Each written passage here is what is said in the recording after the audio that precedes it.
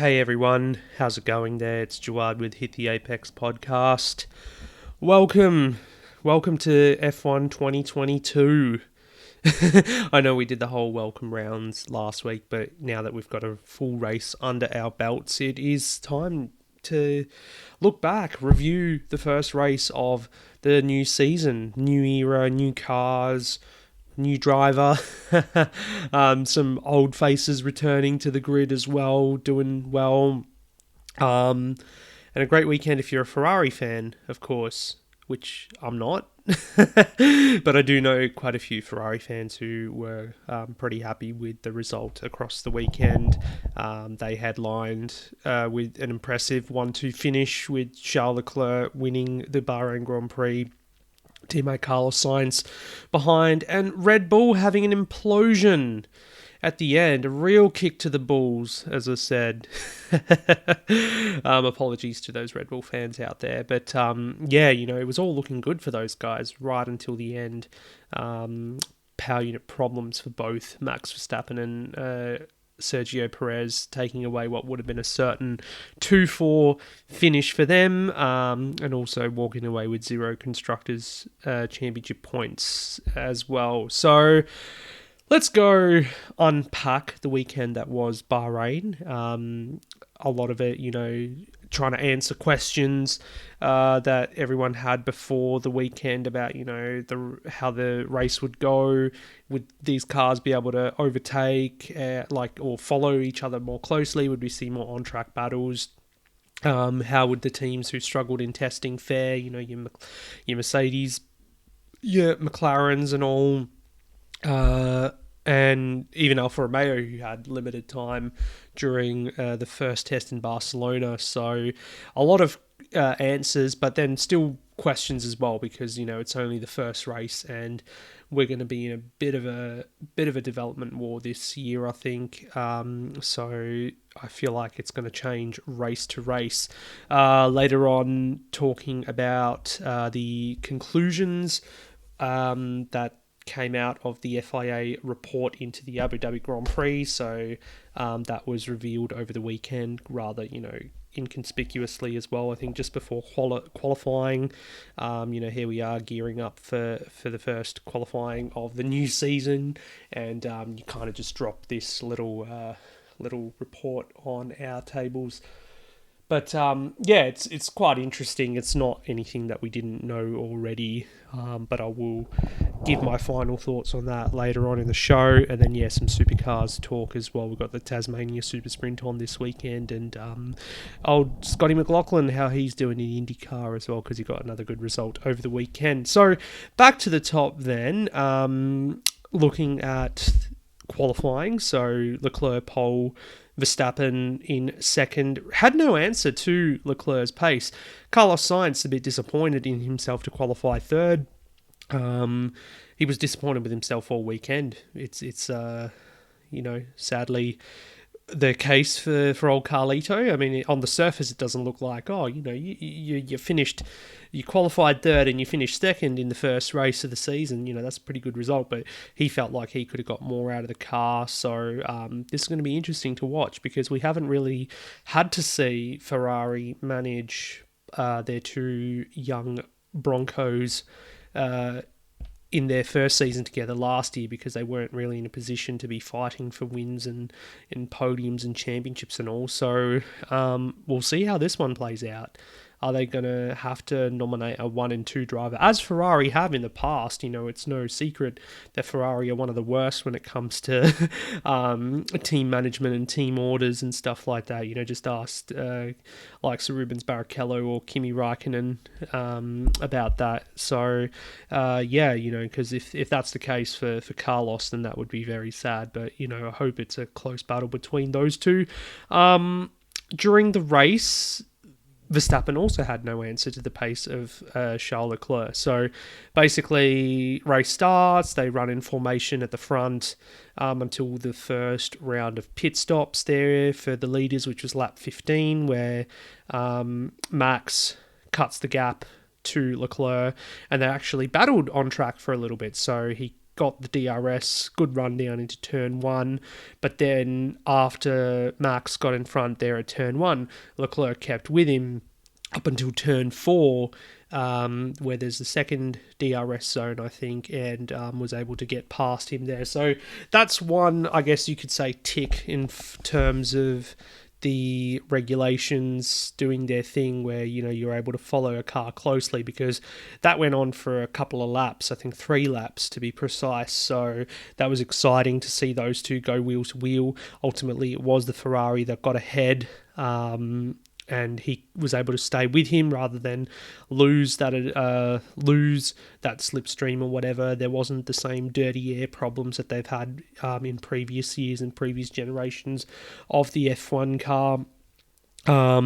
Then we get to lap 31, which is the second stop for Verstappen. He ends up having a slowish pit stop, but then also lashes out at the team because they told him to take it easy on the outlap. He's like, don't tell me what to do, something like that, in typical angry Mad Max fashion. And the reason why the team would have told him to take it easy is because these tyres really copped a brutal beating in the opening weekend. So, the strategy to the end for most was a 3-stopper. I mean, one criticism, if I had watching the race, was just the general pace of it felt a lot slower than last year's races. Say we're doing the same laps, 57 laps around Bahrain, a circuit that we've seen, umpteen times or whatever. But, it felt like a very slow 57 laps, even though we did have the safety car out there towards the end as well.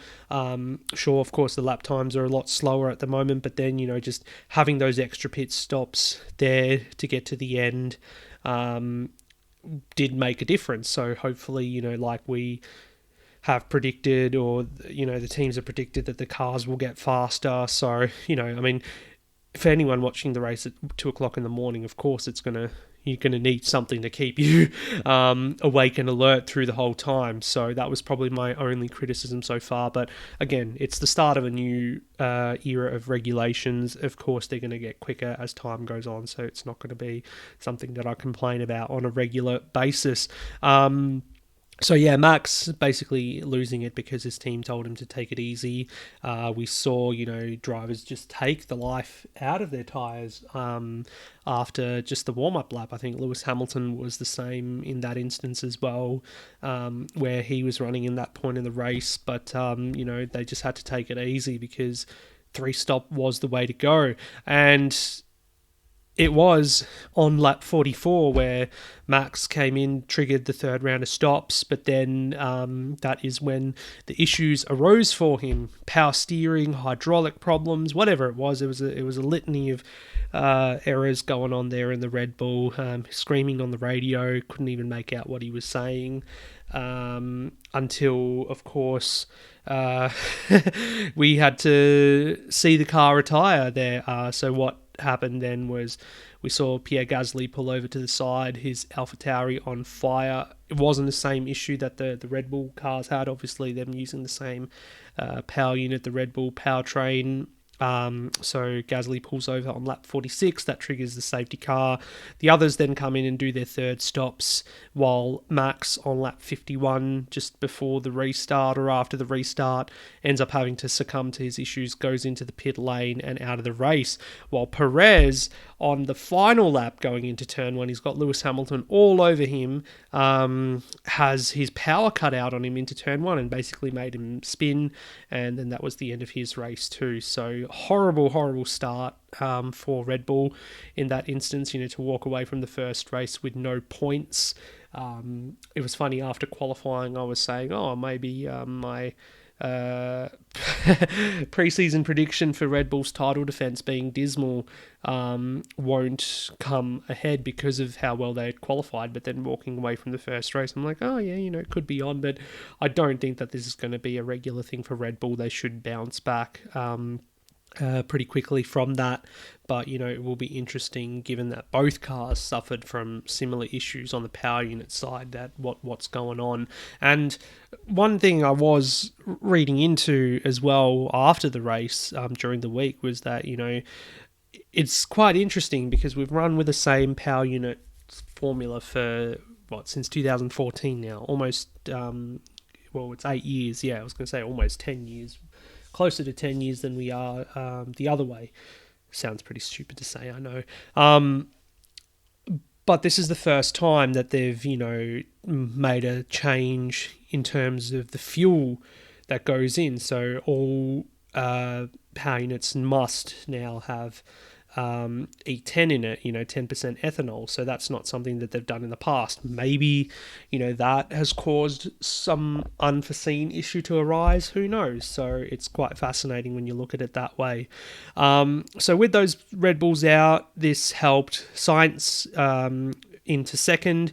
He would have been guaranteed a podium anyway, but he now got elevated into second and guaranteed the Ferrari 1-2, and an unlikely podium for Mr. Hamilton, or Sir Hamilton, we should say. Mercedes basically talking about how this weekend is a glorified test session. They need to further understand what the problems are with their W13 car. Mixture of porpoising and all sorts of other things. It was a dismal weekend if you're a Mercedes-powered team, which I'll get to a bit later. But for them to walk away with the podium, there'll be a lot of people kind of chortling there in the background, say, they took a few of the sandbags out of the car finally when it came to the race. And of course, you get your ceremonial speech from Hamilton at the end in Parc Fermé about, the guys and gals at the factory really worked hard to pull this off and everything. So, but unlike previous seasons, they really do seem like they're in a bit of trouble where they are at the moment. They weren't really fighting for pole position, even though in the final practice session of the weekend they did set some exciting laps. But Ferrari and Red Bull are clearly in another league at the moment when it comes to the single lap pace, so we won't see Mercedes there. But Hamilton is a 7-time world champion, so you don't know what he's able to pull out of the bag, and particularly in race spec as well. So going into the next weekend in Jeddah this weekend, I think, it could possibly be even closer. Who knows? So tyre struggles, got to say, overall, for the heavier cars, the new profile of tyres. Credit to Mick Schumacher, of course, who came so close to finishing in the points. It was a great weekend for Haas overall, but, just one spot off finishing in the top 10. But he got to the end on a two-stop strategy, the only driver to do so as well. George Russell, while we're still talking about Mercedes, had an impressive first race. He basically kept clean and out of the barriers or out of trouble, finished fourth in the end, so good result for him. Qualifying didn't really go his way. Mr. Saturday, there was a lot of jokes to come out of that, and hopefully no one really got concerned about George. He doesn't have it. He's in a Mercedes now, and he got out qualified by Valtteri Bottas, getting a bit carried away there. Qualified ninth, but it's Sunday where it counts, so he did well there to finish in fourth, of course. And then turning it over to Haas, and wow. Delight for them, nothing but delight, because they scored their first point since 2020, and I don't know if it's career best or like team best finish it's obviously not career best for Kevin Magnussen because he's finished on the podium before, but he's equaled his best result, I think, in a Haas, going back to like 2018 or 2019, I think, of fifth. Who would have thought at any point, in the last 12 to 18 months for Haas that they were going to get a fifth place finish? Obviously not with the previous certain ex-drivers now, but the fact that they've brought Kevin Magnussen back into the team, Gunther Steiner will be wrapped, of course, as well as the entire Haas organisation, because they've really toiled in the last 12 months. it's been that bad that Gunter's had to do photo shoots for an Audi catalogue. If you've seen that episode of Drive to Survive on Netflix or whatever, probably one of the highlights of that season on Netflix. To be honest, haven't finished it yet, so I will deliver some proper thoughts on it when I finish season 4. But for them to go through what they have in the last 12 to 18 months, it's sensational for them to do that, and also for Kevin to get into Q3 as well in qualifying. He impressed in qualifying, qualified in 7th, so ahead of George Russell, for example, Fernando Alonso, Pierre Gasly, all names that you would have thought would have been higher up. But yeah, for them to do that, and for Mick Schumacher as well, get into Q2 12th, I honestly think that they could be fighting in that midfield all year. If they can keep up the development of their car, they could easily finish ahead of the likes of Alpine and Aston Martin, AlphaTauri, if they struggle with reliability. But it's too early to say. But for them to bank those points early on is quite crucial. So Haas sitting 3rd in the Constructors' Championship, which no one was going to say coming into the first race would have been something that happened. Equally delightful as well for Alfa Romeo, Valtteri Bottas. I was going to say Valtteri Voltas, because that's like a parody meme account or whatever that keeps popping up. Good laugh though out of there.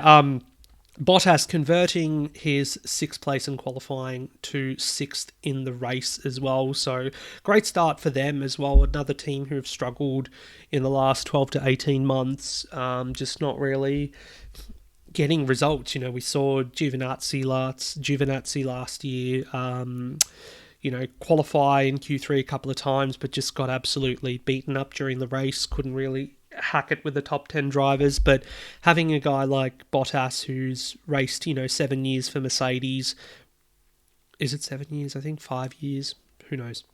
He's been at Mercedes for a very long time. Come in with his expertise and his knowledge of how a championship winning team operates, to come in and get a result like that. It's quite great. And for Guan Yu Zhou as well, the rookie, scoring a point on debut as well. So he had a clean weekend there in the Alfa Romeo. And, how many Ferrari powered cars do we have? I think we've got included six of them. So you had 5 of those cars finish in the points for the first race, so quite different to how the Mercedes-powered cars are going at the moment, you've got to say.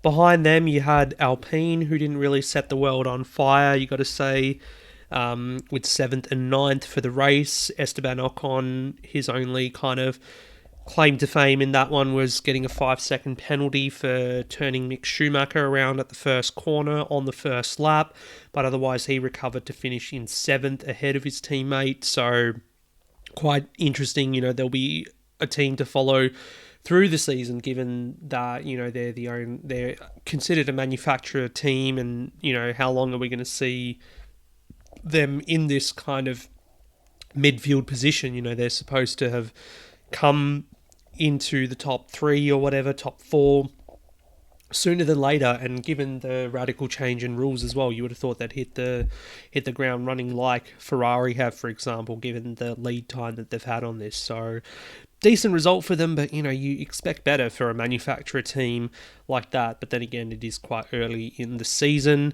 Yuki Tsunoda, probably one of my stars during the race as well. A lot of criticism I gave him last year in his rookie season, and it looked like I was going to sharpen the pitchfork again after qualifying when he got knocked out in Q1, but he redeemed that with a solid P8 finishing in the points, and it was all due to the rapid stint that he had at the end there, basically just scything through the field after that safety car restart, took advantage with fresh tyres, and finished in 8th. So that was great for him to fly the flag for AlphaTauri, with, of course, Pierre Gasly out of the race.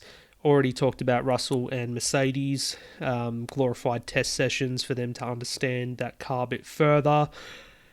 But the Mercedes-powered teams, the other teams, so 6 of the 8 Mercedes-powered cars were outside of the points.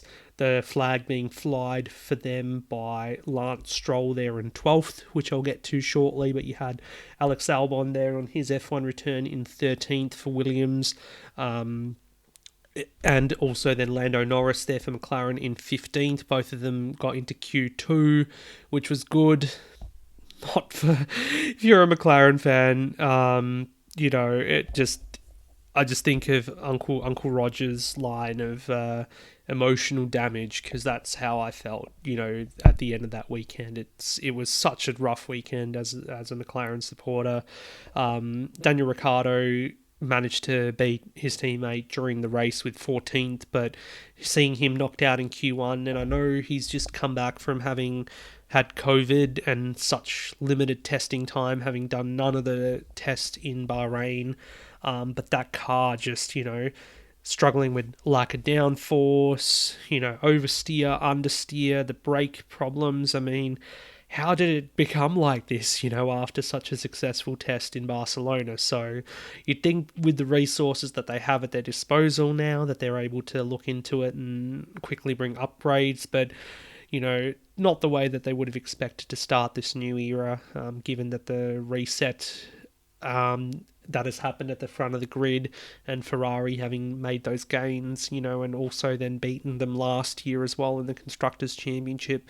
It just, it felt like a nightmare, which, I want to kind of erase pretty quickly. But, the team has endured tougher, and, for those who have been supporting the team for a long time, have gone through the painful years of the Honda partnership, and then what followed in the aftermath as well with 2018. I think, we can easily get ourselves out of this predicament. But yeah, it was very painful to watch in that instance. Aston Martin as well. Where do you start with those guys? For all the talk and all the ambition that Lawrence Stroll brings, it's pretty dismal when you see both cars knocked out in Q1.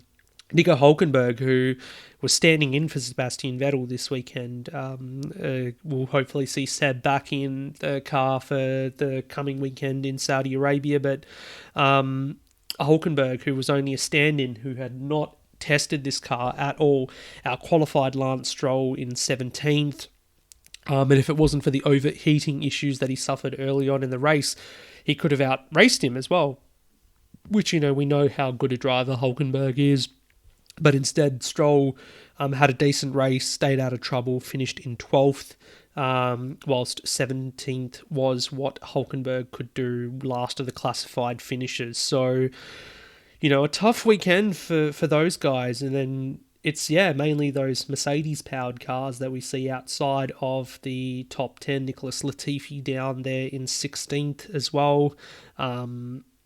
A real tough one, you got to say. I did not expect, Williams, sure, you'd expect them not to be in the points on a regular basis, but McLaren, Aston Martin, for all their might and their worth, they've got to do better this season, and hopefully they do recover. So, and it's such a short turnaround to the next race in a couple of days' time. Such a different track as well as Saudi, the street circuit.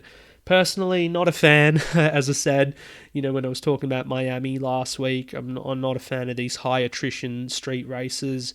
Monaco is great because of its prestige. It might not be great for racing, but, it's the prestige of it, and also watching a qualifying lap around there is phenomenal. One of the best things you could do or watch as a Formula One fan. But, Baku, I'll take Baku, sure. Singapore, take it or leave it. But Jeddah as well. It's a complex track. It's such a dangerous track, as we saw last year too. And, hopefully, well, there's no hoping that there's not going to be attrition around there. It's just going to be like a parking lot, or demolition derby, I think, at the end of the race there on Sunday. So that's going to probably cough up a different result than what we've seen here in Bahrain. So yeah, it'll just be about survival, I think, before they get to take a week off ahead of the Australian Grand Prix in a few weeks' time. So that's all for that then. Congratulations if you're a Ferrari fan. First win since 2019, first 1-2 finish since Singapore 2019 as well. Sebastian Vettel finishing ahead of Charles Leclerc. And what an interesting championship this is going to be. So we will find out how it goes in the next race. Let's move it on then to the FIA report that came out after, or just before qualifying, I think, on Saturday. The conclusions into, or the key findings into what happened at the Abu Dhabi Grand Prix, with race control's use of the safety car, Michael Massey's decisions and the steward's decisions, all that sort of stuff. And to be fair, it's information, or not information, but it's things that we already knew, how, the way I saw it and the way some of us saw it as well. So the report basically saying that Massey acted in good faith, but made a human error in the with the unlapping of the cars and everything. Acted in good faith because he didn't want to see the championship end under a safety car. All that sort of thing. But also the FIA admitting that there was undue pressure from the teams as well, which, I for one have been saying all year last year that, why are they getting in the ear of the race director, especially when key decisions have to be made. As I said last week as well, and on many occasions, you don't see in ball sports, for example, where the coaches or the team managers get into the ear of the referee about decisions being made, so it shouldn't be the same in motorsport, for example. So it just, I'm glad that, for some it's brought closure, this, because we really need to move on. But then when you continue to open up your social media feed and see people petitioning and this and that, it's just like, get over yourself, seriously. The way that this is all boiled down, with what the FIA has said, particularly about Michael Massey, they've said, he acted in good faith. It just was human error at the end of the day. It's like, since when was the last time where, acting in good faith and human error, or if you've attributed to human error, led to you losing your job kind of thing, So it just seems like, it's poor form. Either way, the FIA looks pretty terrible after Abu Dhabi. It looks even more terrible, I think, because of, how this is all played out. But I seriously hope that, we can just move on from this and hope that nothing goes wrong this year. We don't end up in this sort of situation this year, because then it'll be a real litmus test of whether these changes that they've implemented have actually made any sort of difference. Because, if not, then let's see people petition then, or, I'm sure no one would petition if, it cost Guan Yu Zhou not third, but let's say 5th or 6th in a race or whatever, or if any other driver was, fell afoul of the rules like that. So it just, there's heaps of hypocrisy. There's just, heaps of undue pressure, the pressure being put on by the public and certain notable figures as well, in the media, whether they're F1 media or not, they claim to be experts and whatnot, being put on Michael Massey. It was just unnecessary, and I think if it wasn't for that pressure, perhaps he would have kept his job. He would have, surely learnt, and as the FIA would have learnt, from all that, to do a better job next time. Anyway, let's just close this chapter and move on with it, because we don't want to see this happen again. And, whether Massey will come back from this at all, will he end up staying in the FIA? Does he want to stay? with an organisation that's, thrown him under the bus like they have. Who knows? I'm sure, Australian Motorsport, as I've said, would welcome him back. Motorsport Australia to do some work here. Who knows? And before we turn away from Formula One for this episode, quick mention of Stefano Domenicali, the F1 CEO, talking about a potential of having 30 races on the calendar. Obviously, it's not something that could happen immediately because as part of the current Concord Agreement, which runs until the end of 2024, I believe, or 2025, they can only have a maximum of 24 on the calendar. So, of course, 23 races, what was scheduled for this year before the removal of the Russian Grand Prix. By all accounts, it sounds like we're going to return to Qatar for a race, the the Losail International Circuit that we saw last year. Of course, F1's already got a deal with them for 10 or so years, I think, because they're going to do a street race there from next year onwards. They weren't supposed to do a race this year because of the World Cup or something, football, soccer, whatever, they kick a ball, yada yada, they make millions, yada yada.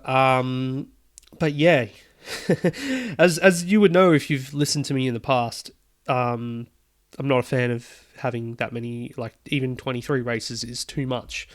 So imagine how 30 races go. Like, obviously, more races, more F1, more better, you would think. But sometimes, it's quality over quantity, and we don't want to see those traditional races compromised. We don't want to see any of the current races, that have been on the calendar for a long time, lose their spot on the calendar to make way for new spots. But because, I guess, from what Domenicali is saying, F1 is so popular at the moment, everyone wants a Grand Prix. There could potentially be a race in Las Vegas as early as next year. So that would be the third Grand Prix on US soil as well, which shows how well they've done in that market since Liberty Media took over. We're getting the Miami Grand Prix this year. We've got COTA, still very much a popular race, selling out again, I think, for this year. So good on those guys there in Austin at Circuit of the Americas. But having a Grand Prix in Las Vegas as well, I'd very much love to go. Also for personal reasons too, me and my partner would love to go to Vegas, but having more races is just going to be a lot more difficult for teams, for personnel, for the crews who travel with media or with television. It just, for all the talk on sustainability and, going net zero carbon by a certain date as well, until F1 can accomplish that with the way that they travel around the world, because they still travel by air mainly, and of course air travel is still one of the most polluting modes of transport there is. It's not really great. I don't think having 30 carbon neutral events around the world, as terms of the event infrastructure and all that, is going to offset all the traveling and whatnot, the environmental damage caused by travel, all the travel that they do. So, they're just going to have to think about that a bit more closely in the future. And, as popular as it is to want to have an F1 race at the moment, I think they should still just keep the exclusivity in it. If you keep it capped to like 22 races or 20 races even, so that being on the calendar is, something that is really sought after or valued, rather than just handing out, tickets like it's, a free concert or something. So we'll keep an eye on that over the year, of course. Still not official, of course, about Las Vegas, but I'm sure they will make it so in not too long at all. And we'll do some Supercars chat at the end of this one. So we've got the Tasmania SuperSprint on this weekend, which is the second round of the championship. But starting off with some political stuff, how often do I go political? Rhetorical question. to for those who are interested or whatnot, the South Australian state election was on over the weekend with the Labor government winning the election. They were previously a Liberal government all through the last 4 years during COVID and everything as well. And the Labor government, to many, surprised and won this one, which, for those who are supercars and motorsport fans, would have known that at some point last year, the Labor minister, I can't remember his name, unfortunately, but the Labor leader made a promise and had Supercars, the previous Supercars CEO and Sean Seamer, come to an MOU, a Memorandum of Understanding, that if Labor to win the state election this year, that we would have the return of the Adelaide 500, which by all accounts seems to be going ahead. At the moment, Supercars and, of course, the new Supercars CEO in Shane Howard issued a statement following the victory for the Labor leader and the Labor Party that, we're all committed to going ahead with this in December, so it would see out the 2022 season. But obviously, it hasn't, officially, it's not been put up on the ticket sites yet and all that sort of stuff. But, by all accounts, it's going to go ahead, which is amazing, because it was so gutting, and a lot of fans were gutted when they announced after the 2020 round, and of course with COVID and stuff, that the Adelaide 500 had been scrapped. Talks of even, them looking to auction off the site or, demolish the site where the circuit is, which has been standing for a long, long time. When you go back to, the 80s and early 90s when we had the Australian Grand Prix there, 85 to 95. And, the infrastructure and whatnot, the grandstands, them having auctioned it off and sold off and everything. It was so sad, but then for the Labor government to be committed to bringing this event back, which obviously has been popular amongst his voters, and I'm sure a lot of other things that they've wanted to do and whatnot in that state, it really makes me happy, and I'm really glad that, we can actually organise to go and see this. Wanted to go for years and thought I never might be able to now that it's canned. But I think it would be a great way to end the season as well, having it at the popular street circuit. So great news with that. Great news that Supercars is back this weekend there at Symmons Plains. Going back to the Super Sprint format as well, with the 3 races across the weekend, the 2 races on Saturday, 1 race on Saturday and then 2 on the Sunday. By all accounts, it's been a 888 safe circuit over the past few years, but we did see Chaz Mostert, the current championship leader, win a race as well in 2021 on the Sunday. And given the fact it was his first win for Walkinshaw Andretti United as well, since switching to the team in 2020. So, he'll have good memories going back there. And nice as well, and humbling in a way that, they're not making such a big song and dance about, being championship contenders at this point. It's such a hard one to win, is the Supercars title, and you really have to have everything come together for you to be able to win. As we've seen in the past, championship challenges can fall apart, as it did seemingly for Cam Waters last year. He started the season off so well, and he was looking to have a good weekend there in Symmons Plains as well. But, having the tyre troubles that he did, despite taking both the pole positions on Sunday and then not having a result to show for it at the end of it, shows how not getting the results is how much it can take away from your championship. So he'll be looking to bounce back, I'm sure, as well. He's currently sitting 6th after the opening round at Sydney Motorsport Park. But you've got to say that it's got to be the regulars that are going to be up there. Your Van Gisbergens, your Mosterts, Anton De Pasquale has been great as well. And, how good are the Erebus guys too, with both Brody Kostecki and Will Brown. So you're not going to rule anyone out of this championship just yet. But, they're really causing some headaches for the guys at the front, which is really great because, Erebus has to be, I guess, a second favourite team for most. And it was obviously a big change when they saw both David Reynolds and Anton De Pasquale leave at the end of 2020, a difficult year that was for them. And then to come into 2021 with an all-new driver lineup, both rookies as well. But, they've seemed to actually come in and be doing okay, and they're fighting at the front, they're qualifying at the front. So, yeah, we'll see how they go with that. So, should be a good one. And then finishing it off with IndyCar and a bit of Scott McLaughlin news. He missed out on pole in Texas for the XPEL 375. And then misses out on the win as well at the very last corner to his teammate Joseph Newgarden. So that was real gutting.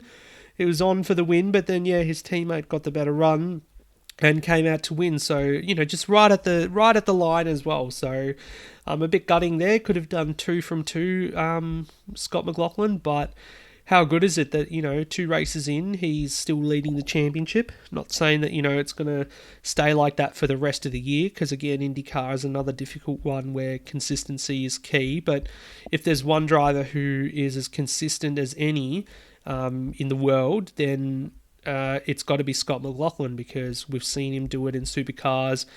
There's a reason why, he was kind of picked by Roger Penske himself to represent him in his IndyCar team, which is, one of the most prestigious honours you could get in world motorsport. So, and for Scotty himself to say going into the season that, it should be another season of learning, and, possibly winning races but not fighting for the championship, and then to be already in the hunt is incredible. So, but we're going to keep our fingers and toes crossed. We're not going to get too carried away, as hard as it is not to. But yeah, it's really good to see him up there. So 2 out of 2 for Team Penske, though, with Newgarden winning that one, and Scotty winning in St. Petersburg. Not a great weekend again for Pato O'Ward. His teammate Felix Rosenqvist, though, he did qualify for the pole, but didn't have such a great race. So we'll see how it goes next time for them. So really happy with the way that McLaughlin has started this season in general. So yeah, I think that about wraps it up. Back again next week, of course. Back-to-back weekends for Formula One, so some sleepless nights for me, especially on this side of the world with the races being in the Middle East and everything. So 4 a.m. start for both qualifying and the race this weekend in Saudi. Again, this year, I'm delighted to be doing some guest appearances for the Grid Talk podcast as well, which I'll put a link in the description this time for you. So I did the qualifying review for the Bahrain Grand Prix. Not going to appear this weekend. Hopefully for the next weekend, sure, the Australian Grand Prix. Because, I can't, stay up all night. I need a bit of rest. So, good to be working with the really lovely team of people at F1 Chronicle and the Grid Talk podcast again. So, be sure to check them out. Other than that, as always, find me on Twitter at HitTheApexMedia. There's also a link tree to the other various channels where I can be found on for my writing, live blogging, and of course Instagram for photos. Hopefully some racing photos coming soon. But anyway, thank you for tuning in for this one. Have a good one, guys, and I'll be back to wrap up the Saudi Grand Prix and the Tasmania SuperSprint this time next week. Ciao.